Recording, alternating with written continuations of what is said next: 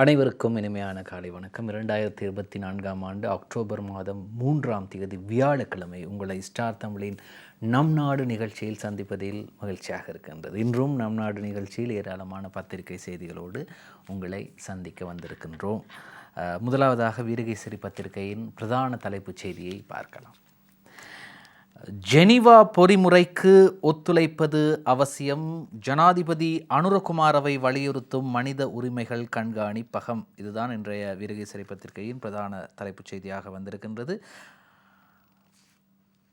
இலங்கையில் இடம்பெற்ற கடந்த கால மீறல்கள் தொடர்பில் எதிர்காலத்தில் வழக்கு தொடரக்கூடிய வகையில் ஆதாரங்களை திரட்டுதல் மற்றும் கண்காணித்தல், அறிக்கையிடல் ஆகியவற்றை தொடர்ந்து முன்னெடுக்கக்கூடிய விதமாக ஐக்கிய நாடுகள் மனித உரிமைகள் பேரவையில் தீர்மானம் நிறைவேற்றப்பட வேண்டும் என மனித உரிமைகள் கண்காணிப்பகம் வலியுறுத்தியுள்ளது.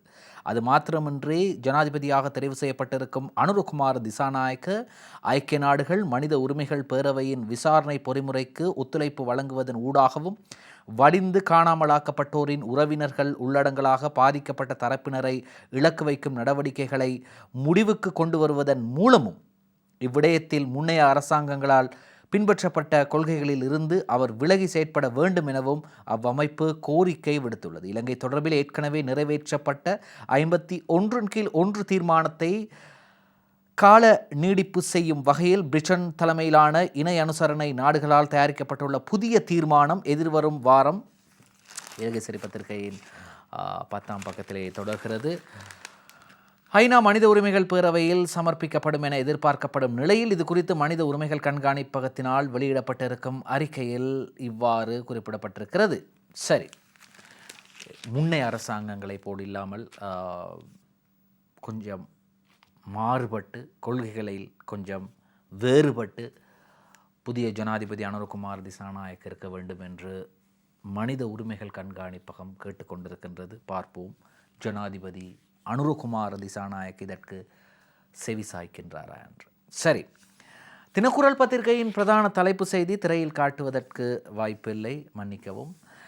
பாதிக்கப்பட்ட தரப்பினரின் நிலை திருப்தியை உறுதி செய்ய இலங்கையை தொடர்ந்து கண்காணிக்க வேண்டும், அறிக்கையிடுவதையும் எதிர்கால விசாரணைகளுக்காக ஆதாரங்களை சேகரிப்பதையும் உறுதி செய்யவும் வேண்டும், சர்வதேச மனித உரிமைகள் கண்காணிப்பகம் வேண்டுகோள் என்ற செய்தி இன்றைய தினக்குரல் பத்திரிகையிலும் தினகரன் பத்திரிகையில் அவ்வாறான ஒரு செய்தியை முன்பக்கத்திலே காண முடியவில்லை.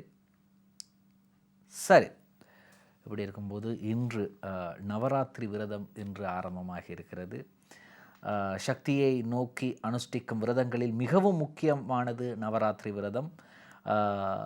நவராத்திரி விரதத்தை போன்று எளிமையானதும் அதே நேரம் மிகுந்த பலன்களை தரக்கூடியதுமான வேறு விரதங்கள் இல்லை என்கின்றன புராணங்கள் என்ற செய்தி இன்றைய தினகரன் பத்திரிகையிலே முன்பக்கத்தில் இடம் பிடித்திருக்கிறது. சரி, நேற்று சிங்கள பத்திரிகைகளில் வந்த செய்தியை குறிப்பிட்டிருந்தோம். நாளைய தினம் இந்திய வெளிவிவகார அமைச்சர் ஜெய்சங்கர், கலாநிதி ஜெய்சங்கர் அவர்கள் இலங்கை வருகிறார். ஜனாதிபதி அனுரகுமார் திசாநாயக்க கடந்த 21ஆம் தேதி நடைபெற்ற ஜனாதிபதி தேர்தலில் வெற்றி பெற்ற பிறகு இலங்கைக்கு வரும் முதலாவது ராஜதந்திரி இவர்தான். எனவே மோடியின் செய்தியோடு வருகிறார். என்ன செய்தியாக இருக்கும்? புதிய ஜனாதிபதியிடம் மோடி அவர்கள் என்ன சொல்லியிருப்பார்? என்னென்ன தேவைகள் இருக்கிறது இந்தியாவுக்கு எம்மிடம், அதே போன்று எமக்கு இந்தியாவிடம் பெற்றுக்கொள்ள என்னென்ன தேவைகள் இருக்கின்றது, அதே போன்று இதுவரை இந்தியா செய்து கொண்டிருக்கும் சில திட்டங்களை நிறுத்துவதற்கு முயற்சிகள் இடம்பெறுகின்றதா போன்ற பல விடயங்கள் இருக்கின்றது. எப்படியோ செய்தி இவ்வாறு வெளியாகின்றது. மோடியின் செய்தியுடன் நாளை கொழும்பு வரும் ஜெய்சங்கர், சஜித், ரணில், மஹிந்த ஆகியோரையும் சந்திக்கவும் ஏற்பாடு. 2 நாட்கள் உத்தியோகபூர்வ விஜயத்தை மேற்கொண்டு இந்திய வெளிவிவகார அமைச்சர் கலாநிதி ஜெய்சங்கர் நாளை வெள்ளிக்கிழமை இலங்கைக்கு வரவுள்ளார். இந்த விஜயத்தின் போது ஜனாதிபதி அனுரகுமார திசாநாயக்கவை சந்தித்து பிரதமர் மோடியின் வாழ்த்து செய்தியை கையளிக்க உள்ளதுடன் டில்லி விஜயத்துக்காக அழைப்பிதழையும் கையளிக்க உள்ளார். இதேவேளை பிரதமர் 10ஆம் பக்கத்திலே தொடர்கிறது. பிரதமர் கலாநிதி அருணி அமரசூரியவையும் சந்திக்க இருக்கிறார். மற்றும் வெளிவிவகார அமைச்சர் விஜித் ஹேரத் ஆகியோரையும் ராஜதந்திர வழிமுறைகளுக்கு அமைய சந்தித்து இருதரப்பு கலந்துரையாடல்களை முன்னெடுக்க உள்ளார். இதேவேளை முன்னாள் எதிர்க்கட்சித் தலைவர் சஜித் பிரேமதாச, முன்னாள் ஜனாதிபதி ரணில் விக்ரமசிங்க மற்றும் மஹிந்த ராஜபக்ச உள்ளிட்டவர்களையும் சந்திக்க உள்ளார். அத்துடன் தமிழ் மற்றும் முஸ்லிம் தரப்புகளையும் கொழும்பில் சந்தித்து இருதரப்பு கலந்துரையாடல்களை முன்னெடுக்க உள்ளார். கடந்த செப்டம்பர் மாதம் 21ஆம் தேதி இலங்கையில் இடம்பெற்ற ஜனாதிபதி தேர்தலின் பின்னர் இடதுசாரி கொள்கைகளை கொண்ட தேசிய மக்கள் சக்தி தலைவர் அனுரகுமார் திசாநாயக்க வெற்றி பெற்றார். இந்த ஆட்சி மாற்றமானது புவிசார் அரசியலிலும் அவதானத்திற்கு உட்பட்ட விடயமாகியது. எனினும் இலங்கைக்கும் இந்தியாவுக்கும் இடையிலான வரலாற்று, கலாசார மற்றும் பொருளாதார ரீதியிலான தொடர்புகளை புதிய இடதுசாரி ஆட்சியுடன் முன்னெடுப்பது தொடர்பில் டில்லி அவதானம் செலுத்தியுள்ளது. ஏற்கனவே இலங்கையில் முன்னெடுக்கப்படுகின்ற இலங்கை இந்திய கூட்டு முயற்சி திட்டங்களை தடையின்றி முன்னெடுப்பது மற்றும் புதிய திட்டங்களை ஆரம்பிப்பது போன்ற பரந்துபட்ட விடயங்கள் குறித்து கொழும்பில் நல்லிணக்கங்கள் அவசியமாகின்றன. ஆம், உண்மைதான். அதாவது இதுவரை காலம் கிட்டத்தட்ட குறிப்பிட போனால் 76 வருட காலம் இந்த நாட்டை இடதுசாரி கொள்கை கொண்டவர்கள் ஆட்சி செய்யாத நிலையில் இப்பொழுது அந்த ஆட்சி உருவாகி இருக்கின்றது. எனவே இதிலே பொருளாதார ரீதியான, கலாசார ரீதியான மாற்றங்களை விட பொருளாதார ரீதியான மாற்றங்கள் ஏற்படக்கூடிய வாய்ப்புகள் இருக்கலாம். அவற்றை கலந்து பேசி ஒரு நல்லிணக்கத்தை ஏற்படுத்துவது இந்த சந்திப்பின் மிக முக்கிய நோக்கமாக இருக்கலாம். சரி, கடன் மறுசீரமைப்புக்கு முழுமையான ஆதரவு சீன தூதுவர் ஜனாதிபதி அனுரவிடம் தெரிவிப்பு. பிரதான இருதரப்பு கடன் வழங்குனர் என்ற வகையில் கடன் மறுசீரமைப்பு செயற்பாடுகளுக்கு முழுமையான ஆதரவை இலங்கைக்கு வழங்குவதாக சீன தூதுவர் ஜனாதிபதி அனுரகுமாரவிடம் உறுதியளித்தார். சீன மக்கள் குடியரசின் தூதுவர் கி ஷென் ஹாங் நேற்று ஜனாதிபதியை சந்தித்திருக்கிறார். முற்பகல் ஜனாதிபதி அனுரகுமார திசாநாயக்கவை ஜனாதிபதி அலுவலகத்தில் சந்தித்து கலந்துரையாடிய போதே இந்த விடயத்தை குறிப்பிட்டுள்ளார். ஜனாதிபதி அலுவலகத்தில் நடைபெற்ற இந்த சந்திப்பில் ஜனாதிபதி அனுரகுமார திசாநாயக்கவின் தேர்தல் வெற்றிக்கு மனப்பூர்வமான வாழ்த்து தெரிவித்த தூதுவர் இலங்கையின் எதிர்கால செயற்பாடுகளுக்கு சீனா முழுமையான ஒத்துழைப்பை வழங்கும் எனவும் சீன அரசாங்கத்துடனான இருதரப்பு உறவுகளை மேலும் பலப்படுத்த அர்ப்பணிப்பதாகவும் உறுதியளித்தார். நேற்று மட்டும் பார்த்தீங்கன்னு சொன்னால் கிட்டத்தட்ட ஒரே நாளில் 7 ராஜதந்திரிகளை, உயர்ஸ்தானிகர்களை, தூதுவர்களை சந்தித்திருக்கிறார் ஜனாதிபதி. அதேபோன்று ஜனாதிபதி அனுரகுமாரவுடன் இந்திய உயர்ஸ்தானிகர் சந்திப்பு. டிஜிட்டல் மயமாக்கலில் ஒத்துழைக்க தயாரான சந்தோஷ் ஜா உறுதி. ஜனாதிபதி அனுரகுமார திசாநாயக்கவை இந்திய உயர்ஸ்தானிகர் சந்தோஷ் ஜா நேற்று ஜனாதிபதி செயலகத்தில் சந்தித்து பேச்சுவார்த்தை நடத்தினார். இதன்போது இருதரப்பு உறவுகள் தொடர்பில் விரிவாக பேசப்பட்டுள்ளது. ஜனாதிபதி அனுரகுமாரவுடனான சந்திப்பு தொடர்பில் எக்ஸ் தள பதிவு ஒன்றை இட்டுள்ள இந்திய உயர்ஸ்தானிகர் நட்புறவை மேலும் வலுவாக்குவது தொடர்பில் கலந்துரையாடி இருக்கிறார். நல்லது ஒரு விடயம். இருதரப்பு உறவுகளை மேலும் வலுப்படுத்தல் தொடர்பான விடயங்கள். அதேபோன்று அமெரிக்கா எங்களுக்கு ஒத்துழைக்குமா என்ற கேள்வி இருக்கிறது.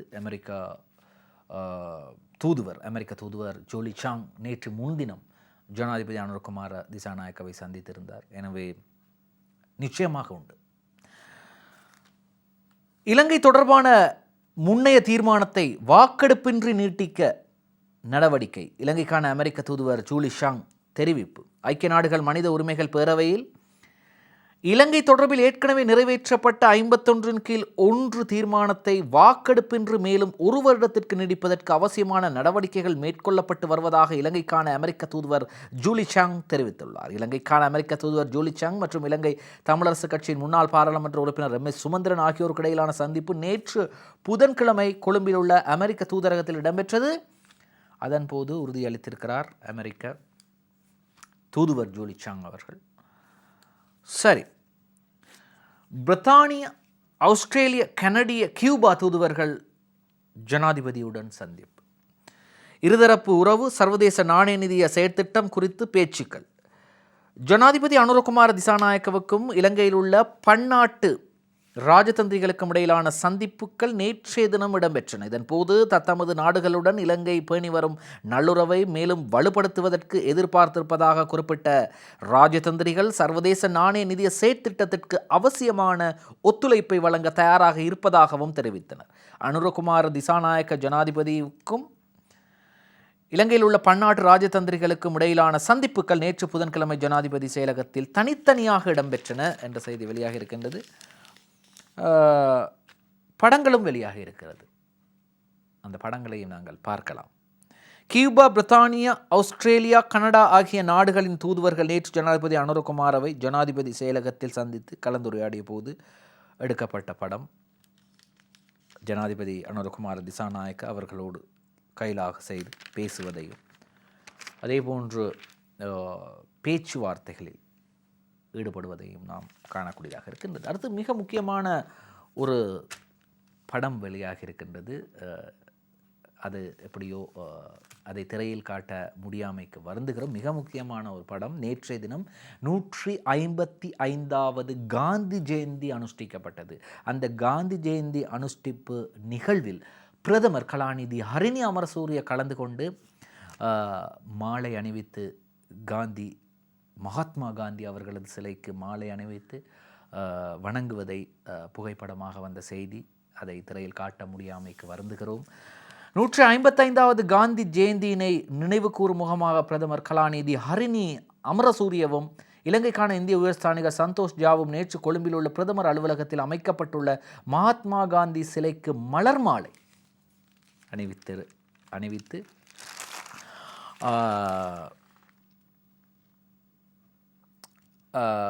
அஞ்சலி செலுத்தியதை படத்தில் காணலாம் என்ற செய்தி வெளியாக இருக்கின்றது. எனவே நாங்கள் வருந்துகின்றோம் அதை திரையில் காட்ட முடியாமைக்கு. சரி, அடுத்த செய்திக்கு செல்லலாம். இப்படி இருக்கும்போது அடுத்த செய்தியாக இலங்கை தொடர்பான மற்றும் ஒரு செய்தி. பிரதமர் ஜூலி சங் அமெரிக்க தூதுவரை சந்தித்திருக்கிறார். இலங்கை அமெரிக்க உறவு பொருளாதார சுபிட்சத்தையே மையப்படுத்தி இருக்கிறது. அதாவது இலங்கை அமெரிக்க உறவு பொருளாதார சுபிட்சத்தையே மையப்படுத்தி இருக்கின்றது அமெரிக்க தூதுவர் ஜூலி சங் கருத்து.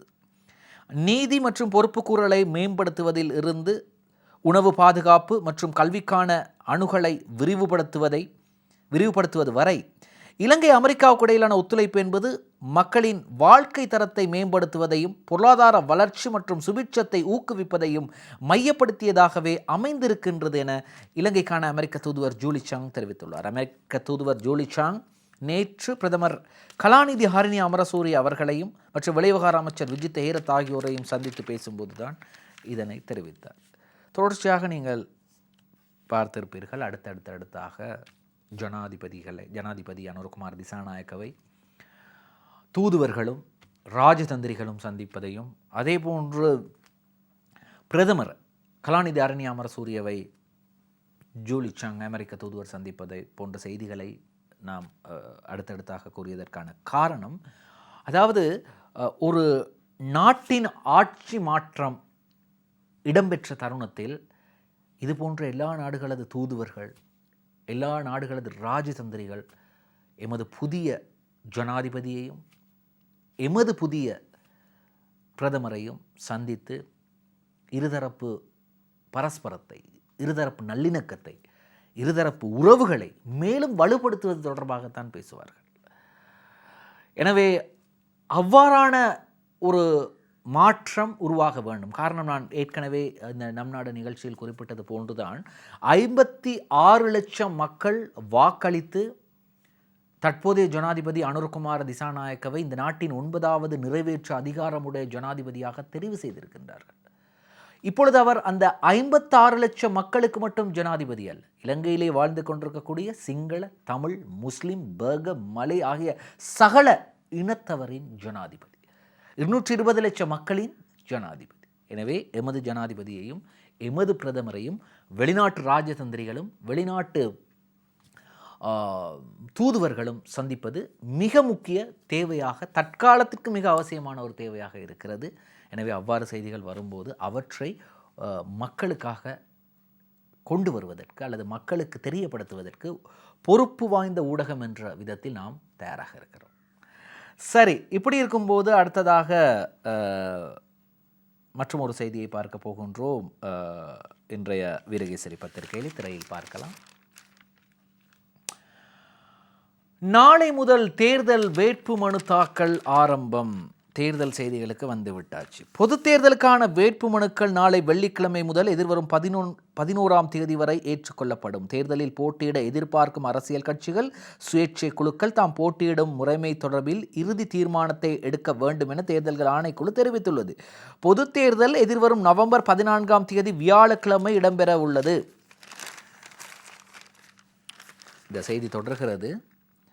தபால் மூல வாக்களிப்புக்கு தகுதி பெற்றுள்ள அரச உத்தியோகத்தர்கள் எதிர்வரும் செவ்வாய்க்கிழமை 8ஆம் தேதி வரை விண்ணப்பிக்க முடியும். ஜனாதிபதி தேர்தலில் தபால் மூல வாக்களித்த அனைத்து அரச உத்தியோகத்தர்களும் பொது தேர்தலிலும் வாக்களிக்க முடியும் என்று கூறப்பட்டிருக்கின்றது. எனவே பொது தேர்தலின் போது அரச சொத்துக்களை பயன்படுத்தும் முறைமை தொடர்பில் அரச நிறுவனங்களுக்கு விசேட சுற்றறிக்கை அனுப்பி வைத்துள்ளோம். ஆகவே அரச நிறுவனங்கள் தொடர்பில் அந்நிறுவனங்களின் பிரதான அதிகாரிகள் பொறுப்பு கூற வேண்டும் என தேர்தல் ஆணையாளர் நாயகம் தெரிவித்திருக்கிறார். சரி, அது இருக்கட்டும். இப்போ நாளை முதல் தேர்தல் வேட்புமனு தாக்கல். இனி உங்களுக்கு சுவர்களில், மதில்களில் சுவரொட்டிகளை பார்க்கலாம். உங்கள் எதிர்பார்ப்பு புதிய தலைமை, தலைநகரத்தின் தலைமகன், உங்கள் எதிர்காலம் இவர் கையில், உங்கள் வீட்டு பிள்ளை, இப்படி நிறைய வசனங்கள், அடைமொழிகளுடன் நாளை முதல், அதாவது நாளை தான் வேட்புமனு தாக்கல், சுவரொட்டிகளை நீங்கள் பார்க்கலாம். இந்த சுவரொட்டிகளை நாங்கள் கடந்த 76 வருடங்களாக பார்த்து கொண்டு வருகிறோம். இந்த சுவரொட்டிகளிலிருந்து, இந்த சுவரொட்டிகளை நம்பி, இந்த சுவரொட்டிகளில் வந்தவர்களை நம்பி, இந்த சுவரொட்டிகளில் பொறிக்கப்பட்ட அடைமொழிகளை நம்பி, இந்த சுவரொட்டிகளிலும் கூட்டங்களிலும் அவர்கள் தெரிவித்த வாக்குறுதிகளை நம்பி கடந்த 76 வருடங்களாக நாங்கள் ஏமாளிகளாக இருக்கிறோம். நாங்கள் ஏமாளிகளாக இருந்ததை நன்றாக அவதானித்து கொண்டவர்கள் எங்களை இப்பொழுது கோமாளிகளாக மாற்றியிருக்கிறார்கள். ஆகவே இம்முறை நடைபெறப் போகும் நவம்பர் 14ஆம் தேதி நடைபெறப் போகும் பொது தேர்தலில் வாக்காளர்கள் ஏமாளிகளா, கோமாளிகளா அல்லது புத்திசாலிகளா என்பதை நாங்கள் காட்ட வேண்டும். சரி, அடுத்ததாக அடுத்த செய்திக்கு செல்கின்றோம். இன்றைய வீரகேசரி பத்திரிகை. இந்த ஜனாதிபதி தேர்தல் நடந்து முடிந்தது. இதில் ஐக்கிய தேசிய கட்சியின் யானை சின்னத்தில் ஐக்கிய தேசிய கட்சி போட்டியிடவில்லை. ஜனாதிபதியாக வருவதற்காக ரணில் விக்ரமசிங்க சிலிண்டர் சின்னத்தில் போட்டியிட்டார். அவ்வளவு பெரிய ஒரு பாரம்பரியமான கட்சி. DS சேனாநாயக்க முதல் ரணசிங்க பிரேமதாச வரை கொண்டு சென்ற ஒரு மிகப்பெரிய ஒரு கட்சிக்கு என்ன நடந்தது? யானை சின்னத்தை காணவில்லை. இப்பொழுது மீண்டும் வருகின்ற பொது தேர்தலில் சிலிண்டர் சின்னத்தை கேட்கிறார்கள்.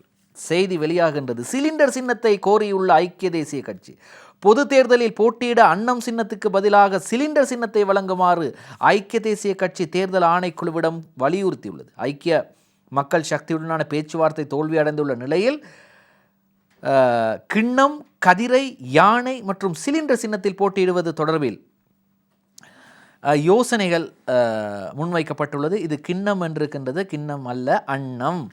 கிண்ணம் அது வேறொருவர் எடுத்திருக்காங்க. பொது தேர்தலுக்கான வேட்புமனு தாக்கல் நாளை முதல் 4ஆம் தேதி முதல் 11ஆம் தேதி வரை இடம்பெற உள்ள நிலையில் ஜனாதிபதி தேர்தலில் வெற்றி பெற்றுள்ள தேசிய மக்கள் சக்தியை காட்டிலும் அங்கீகரிக்கப்பட்ட அரசியல் கட்சிகள் ஏதேனும் ஒரு செய்தியை கொஞ்சம் பார்ப்போம், என்னதான் இவங்க கேட்குறாங்கன்னு சொல்லி. ஏதேனும் ஒரு நெருக்கடியை எதிர்கொண்டுள்ளனர். ஜனாதிபதி தேர்தலில் சிலிண்டர் சின்னத்தை முன்னிலைப்படுத்தி செயற்பட்ட அரசியல் தரப்பினர் பாரிய நெருக்கடிகளை எதிர்கொண்டுள்ளனர். பொது தேர்தலில் எந்த சின்னத்தில் போட்டியிடுவது என்ற தீர்மானம் இல்லாத நிலைக்கு தள்ளப்பட்டுள்ளனர்.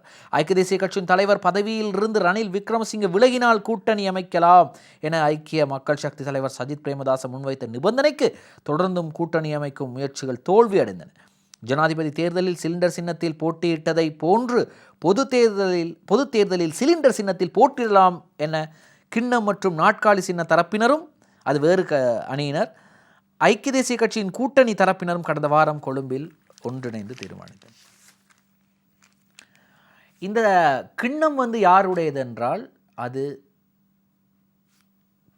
முன்னாள் பிரதமர் தினேஷ் குணவர்தன தலைமையில் உருவாக்கப்பட்ட புதிய கட்சியின் சின்னம். எனவே கிண்ணம் சின்னத்தில் போட்டியிடுவதா அல்லது ஐக்கிய மக்கள் சுதந்திர கூட்டமைப்பின் நாட்காலி சின்னத்தில் போட்டியிடுவதா, இப்படி பல பிரச்சனைகள் இருக்கிறது. அதான் இதில் குறிப்பிட்டது போன்று தேசிய மக்கள் சக்தி திசைகாட்டி சின்னத்தை தவிர மற்ற அனைத்து கட்சிகளும் பிரச்சனையில் இருக்கிறது என்பதுதான் உண்மை. இன்னும் ஏராளமான செய்திகள் இருக்கின்றது உங்களுக்காக கொண்டு வர. தேர்தல் தொடர்புடைய செய்திகள், பல செய்திகள் வந்திருக்கின்றது. அனைத்தையும் பார்க்கலாம் ஒரு சிறு விளம்பர இடைவேளைக்கு பிறகு. நம் நாடு தொடர்கிறது. சரி, இப்படி இருக்கும்போது அடுத்து மற்றும் ஒரு செய்தியை பார்க்க போகின்றோம். இன்றைய வீரகேசரி பத்திரிகையில், அதற்கு முதல் தினக்குரல் பத்திரிகையிலும் ஏராளமான செய்திகள், தேர்தலுடன் தொடர்புடைய செய்திகள் வந்திருக்கின்றது. சில விடயங்களில் ஐக்கிய தேசிய கட்சியுடன் இணங்க முடியாது என்ற ஒரு செய்தி, அதாவது ஐக்கிய மக்கள் கூட்டணியின் பொதுச் செயலாளர் கபீர் ஹாஷிம் கூறிய செய்தி வந்திருக்கிறது. தமிழரசு கட்சியாக வீட்டு சின்னத்தில் போட்டி சுமந்திரன் தெரிவிப்பு என்ற செய்தியும், அதே போன்று கூட்டணி முயற்சிகளை சஜித்தே குழப்பினார். ராஜித சேனாரட்ன சொல்கிறார் விளைவுகளை எதிர்கொள்வார் என்று சொல்கின்றார். விளைவுகளை எதிர்கொள்ளப் போகின்றாராம் சஜித். ரணில் மஹிந்த ஓய்வு பெறவே மாட்டார்கள், இந்த செய்தி இன்றைய வீரகேசரியிலும் வந்திருக்கின்றது. முன்னாள் எம்பிக்களில் 100க்கும் மேற்பட்டோர் தோல்வியை தழுவுவர் என்ற தினக்குரல் பத்திரிகையிலே ஒரு செய்தி வந்திருக்கின்றது. இது எப்படியோ இன்றைய வீரகேசரி பத்திரிகைக்கு செல்கின்றோம். மலையக ஈழத்தமிழ் மக்களுக்கு அனுதாபம் அவசியம் அல்ல. மலையக ஈழத்தமிழ் மக்களுக்கு அனுதாபம் அவசியமில்லை, நியாயம்தான் வேண்டும். ஒத்துழைப்பு வழங்குவோம். மனோ கணேசன். வெற்றி பெற்று பதவியேற்றுள்ள நண்பர் ஜனாதிபதி அனுரகுமார திசாநாயக்கவுக்கு எனது மனப்பூர்வமான வாழ்த்துக்கள். அரசியல் குரோதங்கள், கட்சி வேறுபாடுகளின்றி பொறுப்புள்ள ஐக்கிய மக்கள் கூட்டணியாக, தமிழ் முற்போக்கு கூட்டணியாக நாம் செயற்படுவோம். ஜனாதிபதி அனுர சகோதரரே, தமிழ் மக்களுக்கு, குறிப்பாக மலையக தமிழருக்கும் ஈழத் தமிழருக்கும் என்ன சொல்லியிருக்கிறாரு,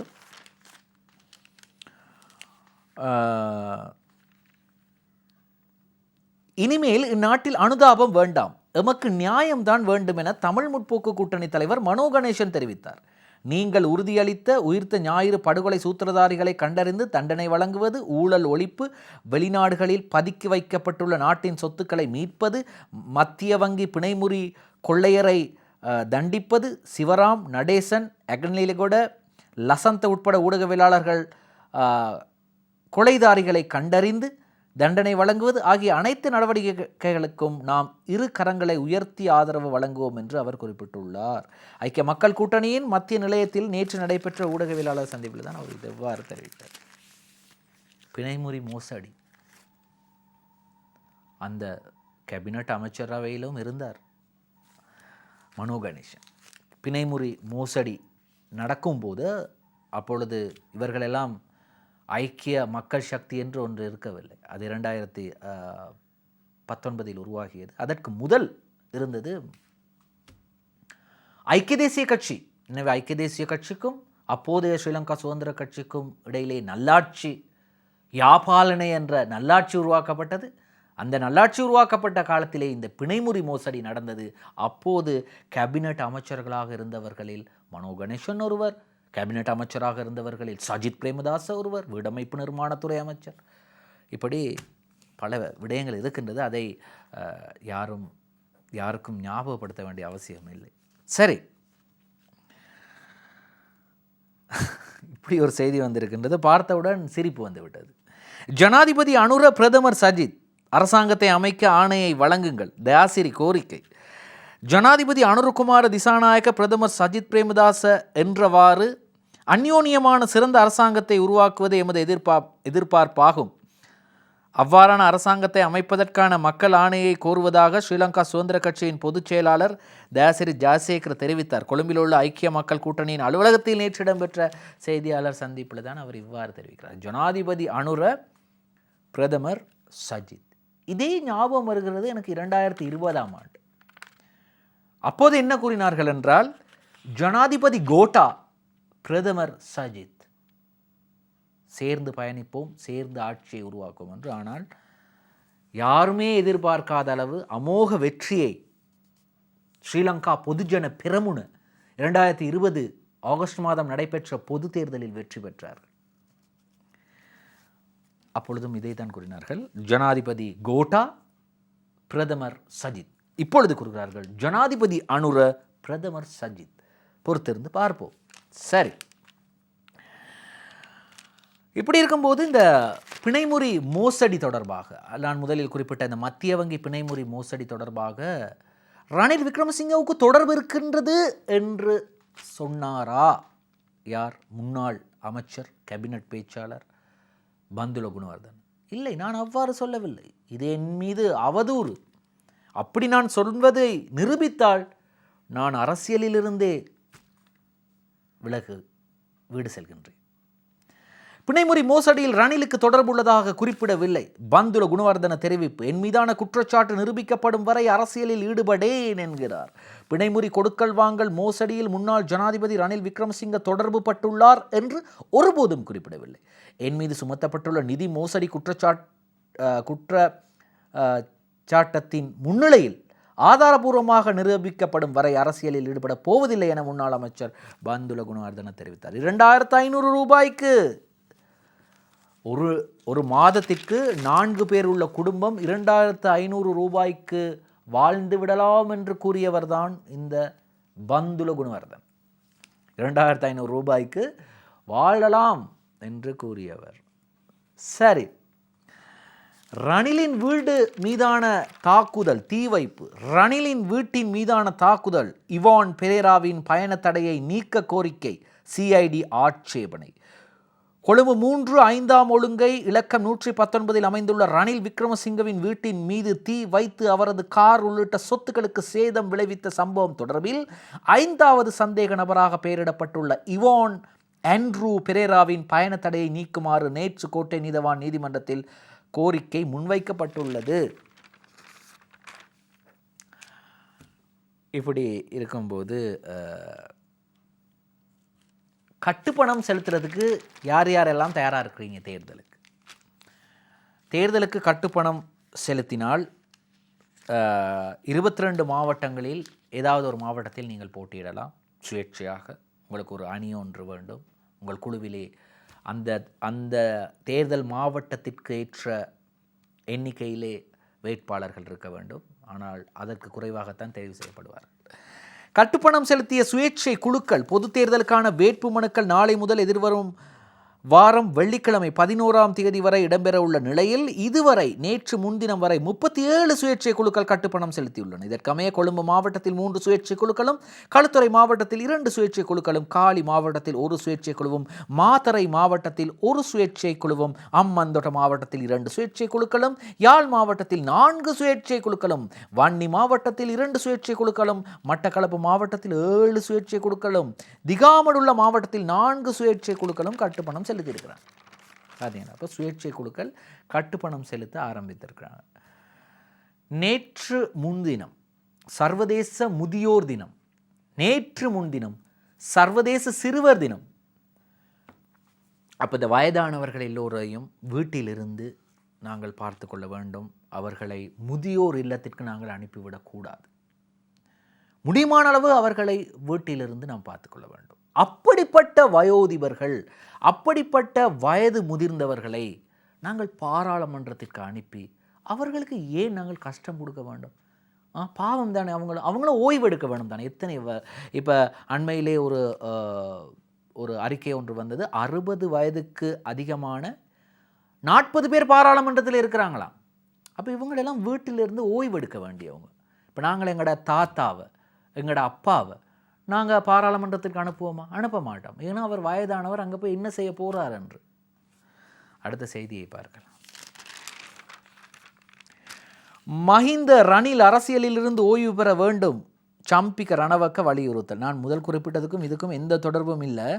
முன்னாள் ஜனாதிபதிகளான மஹிந்த ராஜபக்ச, ரணில் விக்ரமசிங்க அரசியலிலிருந்து ஓய்வு பெற வேண்டும். ஜனாதிபதி அனுரகுமார திசாநாயக்கவின் ஆட்சி எப்போது நெருக்கடிக்குள்ளாகும் என்று இவ்விருவரும் காத்திருக்கிறார்கள் என ஐக்கிய குடியரசு முன்னணியின் தலைவரும் முன்னாள் பாராளுமன்ற உறுப்பினருமான பாட்டலி சம்பிக்க ரணவக்க தெரிவித்தார். அதாவது அனுரகுமார திசாநாயக்கவின் ஆட்சி எப்போது நெருக்கடிக்குள்ளாகும் என்று இவ்விருவரும் காத்திருக்கிறார்கள். அப்படி என்றால் சம்பிக்க ரணவக்கையை பார்த்து ஒரே ஒரு கேள்விதான் கேட்போம், நீங்கள் நல்லவரா கெட்டவரா என்று. சரி.